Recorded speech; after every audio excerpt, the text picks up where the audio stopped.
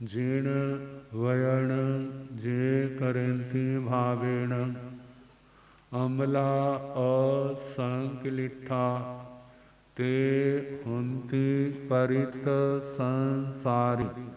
बोलिए भगवान महावीर पावन चरित गुरुदेव जी। बंधु मन वच काय भव सागर को तरण में करो हमारी सहाय। जिन शासन जिन वाणी सदा जयवंत हो, श्रवण संग सदा अविचल मंगल हो।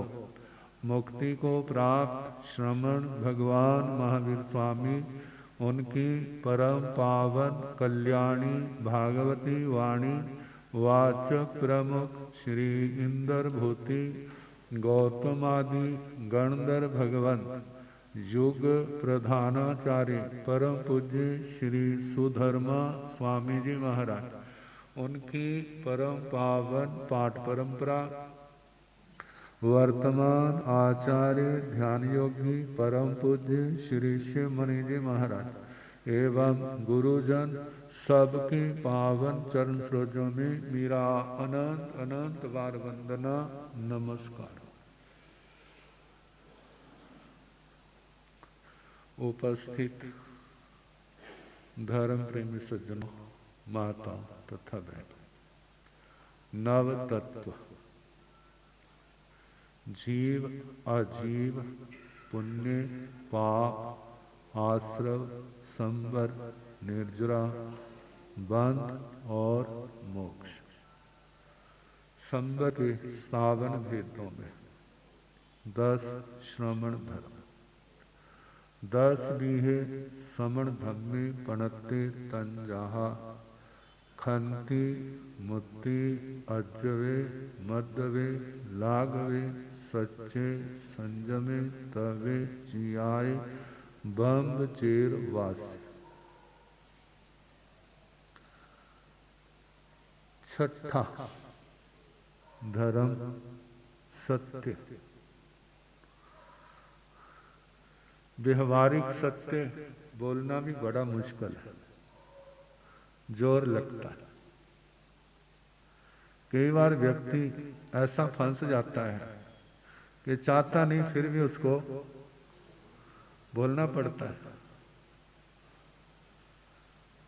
कभी जीवन का रहस्य, कभी परिवार की बात,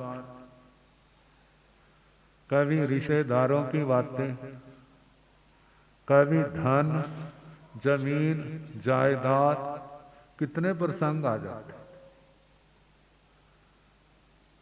कभी बोलता नहीं है लेकिन लोग ऐसे कर लेते हैं, क्या करते हैं, उसको बोलना पड़ता है। तो लोक व्यवहार का और धर्म के संबंध में, जब धर्म को तत्व को जानते ही नहीं तो उस संबंध में सच कहां से आएगा।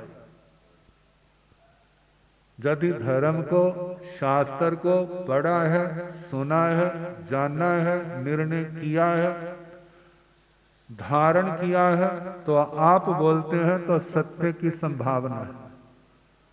यदि ये जानते नहीं है तो और क्या बोलोगे।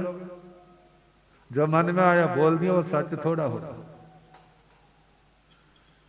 25 बोल 9 तत्व जब जाना है, शास्त्र की बातों को जाना है, हम बोलते हैं जबान से, वो क्या है, सचमुच में सत्य है। और उसके साथ विवेक का होना बड़ा जरूरी है। जे काम करने से कर्म कटते हैं, ऐसे काम करने से बंधते हैं। इन कार्यों से पुण्य होता है, इन कार्यों से पाप होता है। कोई अधिकारात्मक रूप से कब कह सकता है, जब इनको जानेगा। जब जानता ही नहीं है तो फिर वो कैसे बोलेगा। तो सच को जानना, पहचानना और बोलना, पूर्ण रूप से निर्दोष वचन किनके? अरिहंत परमात्मा। और हमारा शासन अरिहंत परमात्मा भगवान महावीर स्वामी का। अब वो सिद्ध गति में है, लेकिन अरिहंत दशा में जो उन्होंने उपदेश दिया वो हमारा क्या है? ज्ञान का स्रोत है, हमारी श्रद्धा का स्थान है। हम इसके अनुसार चलेंगे तो क्या होगा? हमारा कल्याण होगा।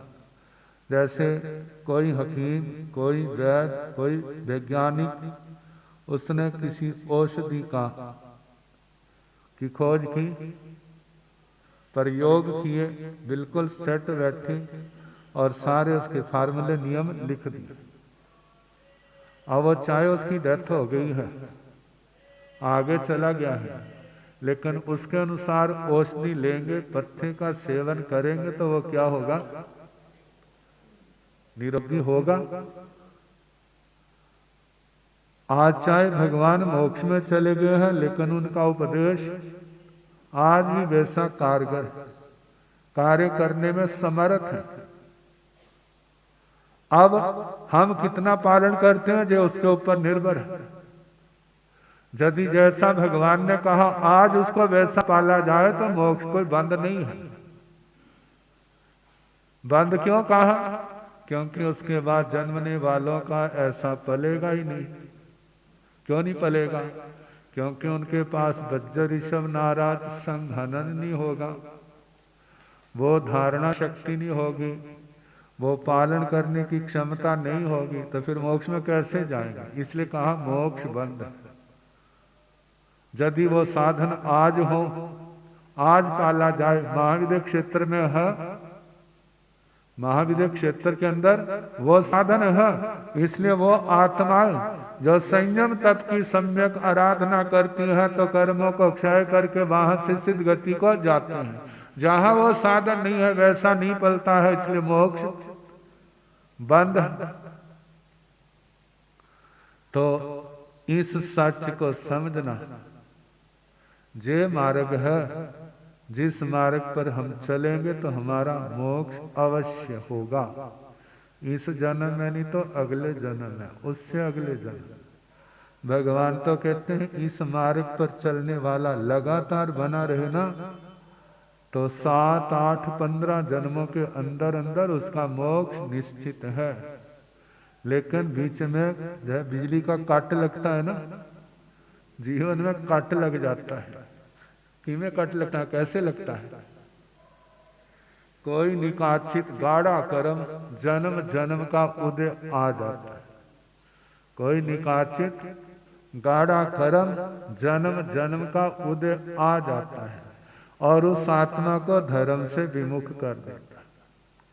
किसी को आचार, जैसा कर्म है, कोई आचार से विमुख होता है, कोई आचार के साथ श्रद्धा से विमुख हो जाता है। अब वो कर्म कितनी देर तक असर दिखाएगा? कर्म कितनी देर तक असर दिखाएगा? कहते अनंतानुबंधी कषाय है, उदय में आया है तो उसकी स्थिति कोटा 40 कोटा कोटि उसकी स्थिति है जो कषाय होनी अनंतानुबंधी की। और यदि मिथ्यात्व उदय आया है तो उसकी उत्कृष्ट स्थिति 70 कोटा कोटि सागरोप में। ये तो वो कर्म है जो हमने पहले बांधा है, लेकिन जब ये उदय में आएंगे तो कोई आरती थोड़ा उतारेगा। वो क्या करेगा? 18 पापों का सेवन करेगा। जब 18 पापों का सेवन करेगा तो उसकी दुनिया की यात्रा और बढ़ेगी। जो पहले बंधे हुए कर्म है और गाढ़े होंगे। कहते ये सिलसिला बड़ा भयानक है, इसको पार करना आसान नहीं है। यदि आसान होता तो आज इस संसार में कोई भी जीव दिखाई ना देता, सारे सिद्ध गति को प्राप्त होते। क्योंकि शास्त्रों में कहा है 12वें देवलोक से ऊपर वो ही जाता है, 21वें देवलोक तक वो ही जा सकते हैं जिन्होंने जिन शासन का शरणा लिया है और ये 6 काया के जीवों की रक्षा, 5 महाव्रतों का पालन करना, 6ठे रात्रि भोजन का त्याग करना, 5 समिति 3 गुप्ती का पालन करना, 10 यति धर्म का पालन करना, इसका पालन किए बिना कोई ऊपर जा नहीं सकता। कहते जब ऊपर नहीं जा सकता तो कोई जीव ऐसा नहीं है जो 21वें देवलोक तक अनंत अनंत बार न गया हो, अनंत अनंत बार ना गया हो। तो इसका मतलब जे साधु जीवन सब ने पाला हुआ, कितनी बार पाला हुआ? अनंता बार पाला है। कहते फिर हम पार क्यों नहीं हुए? पार क्यों नहीं हुए? कहते इसलिए नहीं हुए क्योंकि हमारी हृदय की गट्ठा नहीं खुली। क्या क्या नहीं हुआ? हमारे अंदर जो गांठे हैं वो नहीं खुली। नहीं खुलने के कारण से हमारे अंदर सम्यक्त्व का प्रकाश नहीं हुआ। जब सम्यक दृष्टि नहीं बने फिर उसके बिना कैसे जाओगे? उसके बिना जाना नहीं होगा। तो इसलिए कहा जाता है आचार की बात बहुत ऊंची है, लेकिन सरलता इस गांठ को तो हम खोल सकते हैं। जो हमारी गांठ खुल जाएगी ना अंदर से माया की, तो हमारा मोक्ष फिर ज्यादा दूर नहीं होगा। जब गांठ खुल जाएगी तो नियम से आने वाले समय में उस आत्मा के अंदर उत्तम से उत्तम चरित्र भी आएगा, तपस्या भी आएगी। कहते हैं बिना सरलता के तो संयम बहुत पाला, तपस्याएं बहुत की, लेकिन सरलता के बिना, सरलता के साथ नहीं की। सरलता के साथ थोड़ा पाला हुआ धर्म भी क्या होता है? सार्थक होता है। बिना सरलता के वो पाला हुआ धर्म इस आत्मा को 21वें देवलोक तक ले जा सकता है, लेकिन 5 उत्तर विमानों में बाहर नहीं ले जा सकता। तो इसलिए कहा जाता है देखो अपने आप को, मेरे में कहाँ कमी है। जहां कमी है उसको खोल दो, उस कमी को क्या करो? खोल दो। जैसे ना पुराने जमाने में जब मिट्टी के बर्तन होते थे उनमें से स्मेल आने लगती तो छत के ऊपर धूप में रख देते थे। जब धूप लगती, बाहर की हवा लगती, वो सारी स्मेल जो दुर्गंध होती सारी दूर हो जाती थी। ऐसे ही उनको तो खोलना बड़ा आसान है, लेकिन अपने हृदय को खोलना, हृदय को खोलना आसान नहीं है। क्यों? डर लगता बड़ा दुनिया से। कहते हैं इतना हम परिवार से नहीं डरते जितने हम दुनिया से डरते हैं। वो क्या कहेगा? इसलिए इस डर के मारे हम सब कुछ छिपा करके रखते हैं, किसी को पता ना चल जाए।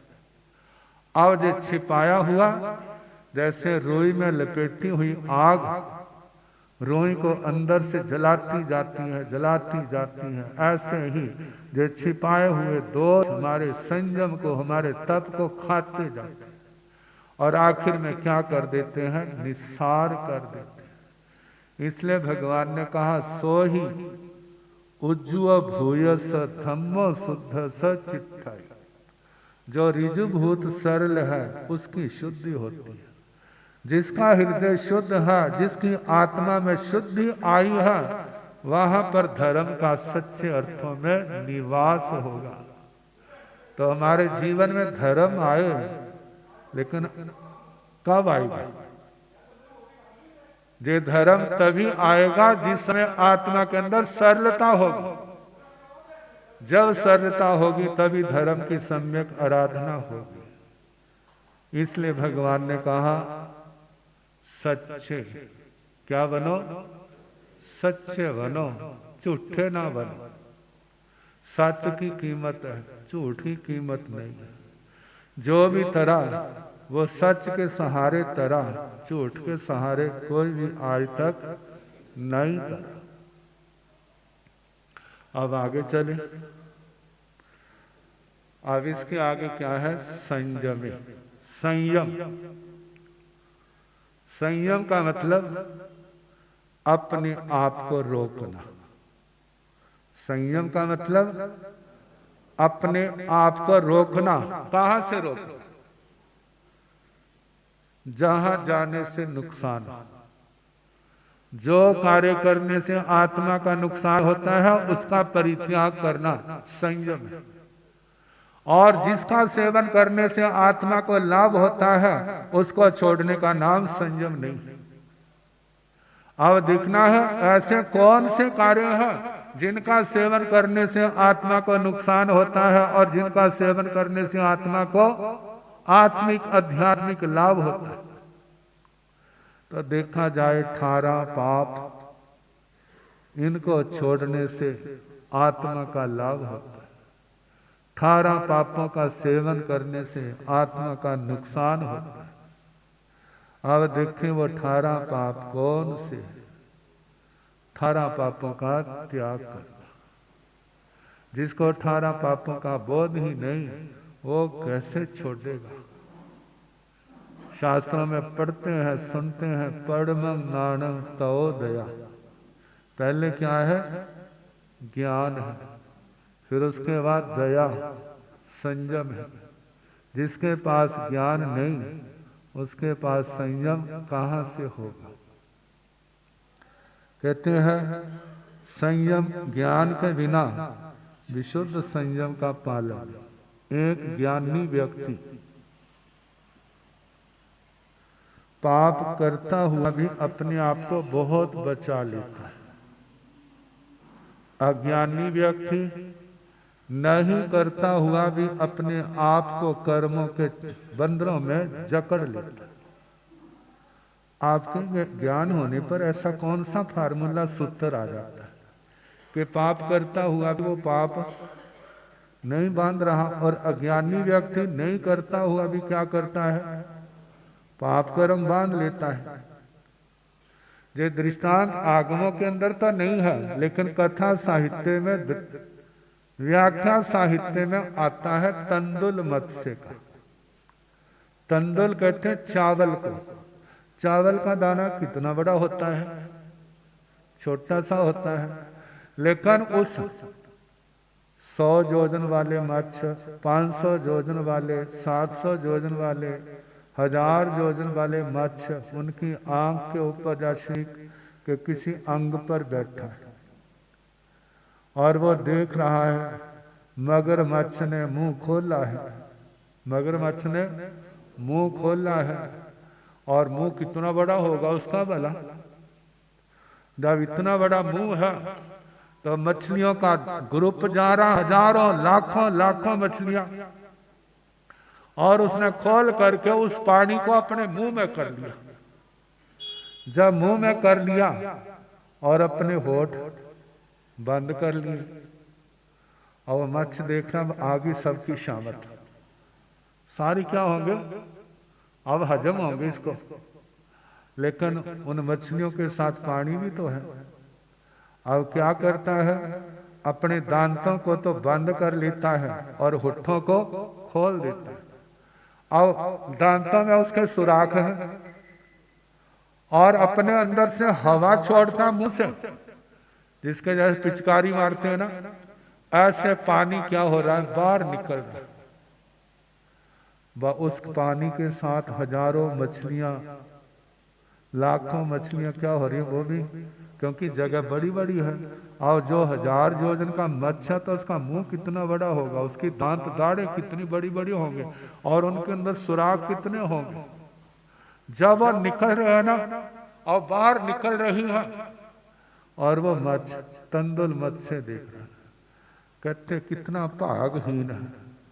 मुंह में शिकार आया, क्या कर दिया? छोड़ दिया। अब वो ये सोचता, जे इसकी जगह मैं होता ना तो इक को भी जाने ना देता। जबकि मछलियां कितनी बड़ी, वो कितना चावल के दाने जितना। कहते वो मच्छ यदि बज्जर ऋषभ नाराज संग हिण वाला है तो 7वीं नरक के कर्म बांध लेता। किसके द्वारा? केवल मन के द्वारा, भावना के द्वारा। समझ नहीं है, अज्ञानता है। कैसे कर्म बांधे? ऐसे कितने अज्ञानी व्यक्ति बैठे हैं, खाली मुंह पर हाथ रखे हुए और सोच रहे हैं मेरे को जे मिल जाए तो मैं जे करूँगा, मेरे को जे मिल जाए तो मैं जे करूँगा, जे खाऊंगा, जे पीऊँगा, जे मेरे पास पैसा हो ना तो 5 स्टार होटल में जाऊँगा, वहाँ पर क्या क्या खाऊँगा भला। यदि को जर्नी होगा, खाने पीने का विवेक होगा तो बात अलग सोचेगा, नहीं तो क्या होगा, जे नॉन वेज जे खाऊंगा, शराब पीऊंगा, फलाने काम करूंगा। अब क्यों नहीं कर रहा? क्योंकि उसके पास पैसे नहीं, लेकिन मन के द्वारा भावना कैसी भा रहा है। भावना कैसी है?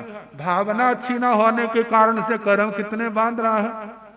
अब उसको ज्ञान नहीं है, कर कुछ नहीं रहा, केवल मन के द्वारा, हाथों से जबान से नहीं करा, केवल मन के द्वारा कर करके 18 पापों का सेवन करके मन से कितने पाप कर्म बांध लेते। मतलब अज्ञानी व्यक्ति नहीं करता हुआ भी कितने बांध लेता। जो ज्ञानी व्यक्ति है अब वो सोचता तेरे को ये करना पड़ेगा, हे भगवान मैं ये काम नहीं करूंगा। अब मानो करने का ऐसी परिस्थितियों में जकड़ा गया, करना पड़ रहा, तो मन के अंदर बड़ा पश्चाताप है, धिक्कार है, मेरे को कौन से पाप कर्म है, मानो कर लिया है फिर भी पश्चाताप है। कहीं गुरु के पास जाकर के, कहीं जहां उसकी आस्था का स्थान है वहां जाकर के प्रायश्चित करेगा और उसका क्या कर लेगा। ज्ञानी होने का कितना लाभ हुआ और अज्ञानी होने का कितना नुकसान है। इसलिए कहते हैं शास्त्र पढ़ो, सत्संग सुनो, शास्त्र सीखो, ताकि जो आत्मा के बुद्धि के पर्दे जो बंद है वो क्या हो जाए, खुल जाए, हमारा दिमाग ठीक काम करने लग जाए। समय आपका हो गया, बाकी कर जगो जागरण